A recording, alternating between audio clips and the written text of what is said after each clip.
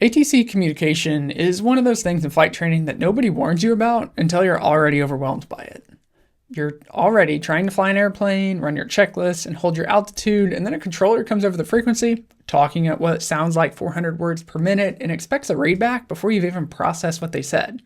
If that sounds familiar, this video is for you. The thing that made ATC comms so difficult for me early in my training wasn't a lack of effort. I studied the phraseology. I knew what a readback was supposed to sound like in theory. The real struggle was finding the balance between being clear and concise while still reading back everything I was required to read back. Too short and you're leaving out the required elements, too long and you're cluttering the frequency. That balance takes time and repetition to develop. And the problem is that repetition in an actual airplane costs money and is dependent on weather and instructor availability. I needed a way to practice that was free, available anytime, and gave real-world ATC traffic to work with. And here's what I landed on. I started watching YouTube videos of pilots flying, specifically pilots who were capturing their ATC communications on video. And I didn't just watch them passively. Every time a controller transmitted something, I'd pause the video, say out loud what I thought the correct readback should be, and then hit play and compare my response to what the pilot actually said. That's it. That's the whole method. It almost sounds too simple, but it works because it forces you to actively process every single transmission rather than letting it wash over you.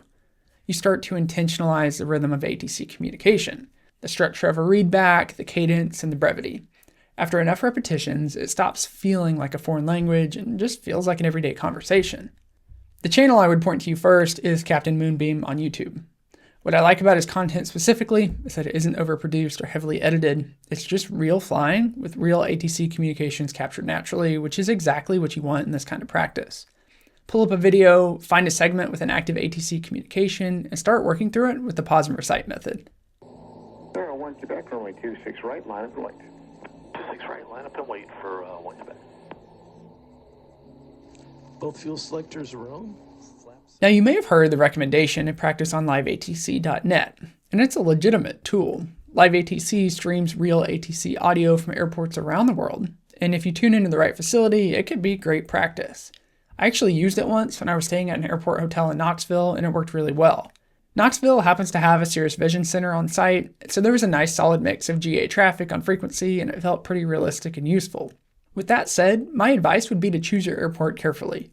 If you tune into a JFK departure frequency and plan on getting anything meaningful out as a student pilot, you're going to have a bad time.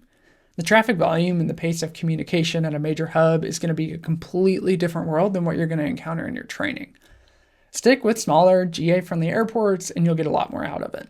For my money though, the YouTube method is still the better starting point, because you get the audio and the visual context of what's happening in the cockpit at the same time, which makes it easier to follow along and understand why the pilot said what they said.